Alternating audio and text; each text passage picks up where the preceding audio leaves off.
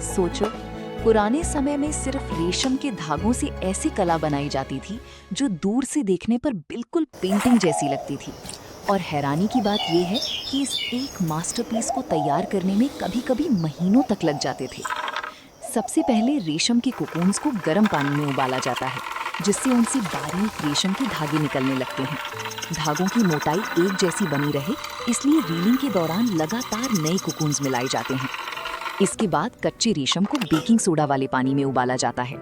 कच्चे रेशम पर सेरिसिन नाम की एक प्राकृतिक परत होती है, जिसे हटाने के लिए इसे रात भर भिगोकर रखा जाता है। अगले दिन बची हुई परत को धोकर साफ कर दिया जाता है।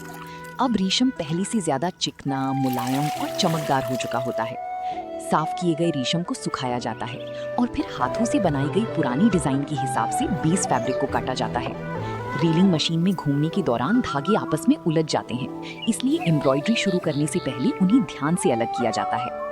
अब आता है रंग भरने का काम। रेशम की धागों को अलग अलग रंगों में रंगकर धोया जाता है ताकि एक्स्ट्रा रंग निकल जाए। पुराने समय की ये एम्ब्रॉयडरी अपनी नाजुक ग्रेडियंट कलर्स और रिच शेड्स के लिए बहुत मशहूर थी। हर रंग को बहुत ही सावधानी से तैयार किया जाता था।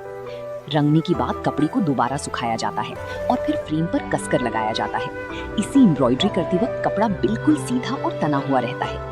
अब आर्टिस्ट डिजाइन का ड्राफ्ट बनाता है और रेशम के धागों को और भी बारीक हिस्सों में बांट देता है ताकि हर छोटी से छोटी डिटेल को भी उभारा जा सके।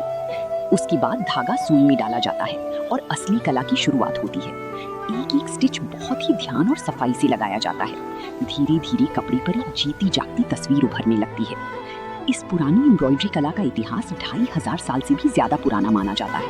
इसकी पहचान है सूक्ष्म काम, शांत रंग और बेहद खूबसूरत पैटर्न्स। ये सिर्फ एक क्राफ्ट नहीं, बल्कि पुराने समय की शान और कलात्मक सोच का प्रतीक है।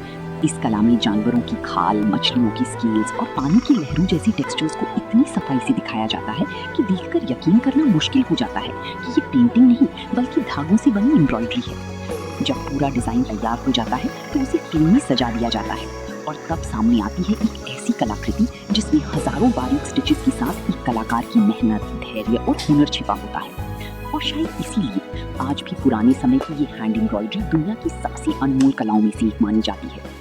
एक एक धागे में छिपी होती है एक कहानी,